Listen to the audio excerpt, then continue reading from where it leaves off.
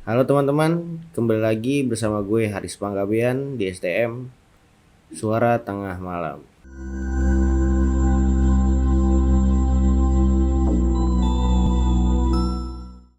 Cerita mistis Nurjana. Anak kos di Semarang diusili hantu pocong hingga nenek di kamar mandi. Hidup sebagai anak indekos memang menyimpan beragam kisah. Apalagi jika di kos sudah akrab dengan penghuni lainnya. Bagi sebagian orang, suasana akan lebih menyenangkan karena merasa tidak sendiri di perantauan. Namun, bagaimana jika yang ingin akrab bukan hanya manusia, tetapi makhluk halus tidak berwujud atau gaib? Percaya tidak percaya, itulah yang diantaranya dialami Nurjana, perantauan yang indekos di Semarang. Sebagai mahasiswa, begadang hingga tengah malam merupakan hal biasa bagi Nur. Waktu begadang itu terkadang ia gunakan untuk mengerjakan tugas kuliah. Terkadang pula untuk mengobrol dari hal penting hingga receh dengan teman sepermainannya. Di tengah obrolan, tak jarang ia menemukan hal janggal yang membuat merinding, mulai dari mendengar barang berjatuhan hingga suara-suara yang ketika dicek tidak ada siapa-siapa. Pernah suatu ketika, kata Nur, dirinya sedang bermain di kos seorang teman hingga tengah malam. Peristiwa janggal terjadi di sela-sela obrolan berlangsung. Ia dan temannya tiba-tiba mendengar suara orang berlari di lorong indekos hingga dekat pintu kamar temannya.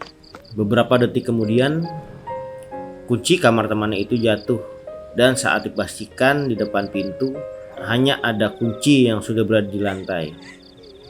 Hal semakin janggal terjadi ketika di lain waktu dirinya dan temannya sama-sama melihat kaleng kopi geser dengan sendirinya. Itu sekira pukul 23.00 waktu Indonesia Barat atau jam 11 atau jam 11 malam. Kami taruh kopi kaleng di depan badan. Di sela-sela ngobrol, kalengnya geser. Saya kira itu teman saya. Saya tengok teman, terus teman balas tengok ke saya. Kemudian kami melihat kalengnya geser lagi. Saya dan teman saya langsung tidak sama-sama berani. Tak hanya mengunjungi kos teman, menurut Nur, tak sekali dua kali dirinya juga mengalami peristiwa ganjil di indekosnya sendiri. Peristiwa itu terjadi sekira seminggu lalu saat ditinggal pergi teman kamarnya. Ia yang hingga tengah malam masih tersandar dan berusaha untuk tidur sendirian, mengaku diusili atau diganggu makhluk tak kasat mata yang loncat-loncat di kasurnya. Itu saya menghadap ke jendela. Lampunya sudah saya matikan. Kasurnya tiba-tiba goyang, tapi dipannya tidak goyang. Saya langsung, apa nih? Yaudah, saya biarkan. Setelah dipannya goyang, dari arah pintu seperti ada yang naik ke dipan. Itu berdiri di pojokan di atas kasur. Saya tetap pura-pura tidak melihat. Terus lagi seperti lompat di belakang kepalaku. Ya Allah, mau pindah, katanya. Tidak lama kemudian temanku ketok-ketok pintu.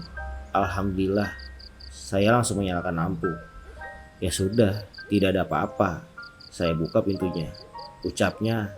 Lama-lama merasakan peristiwa aneh di kamarnya, Nur lantas memutuskan untuk pindah kamar sebelah. Pantas saja, saat di kamar barunya, Nur masih merasakan hal-hal janggal di kamar sebelumnya.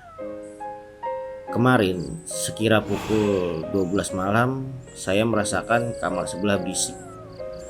Pas di situ juga hawanya beda, panas meskipun ada ventilasi seperti kamar lain, bebernya. Tak hanya Nur, peristiwa janggal di indekos juga dialami penghuni kos lainnya.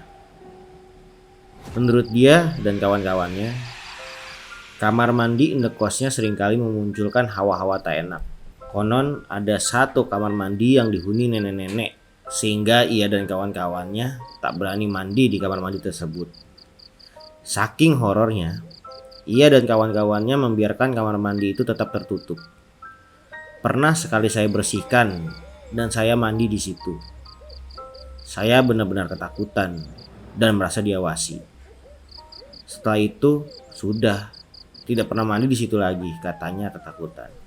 Kejadian aneh juga dialami N saat mandi di kamar mandi lainnya.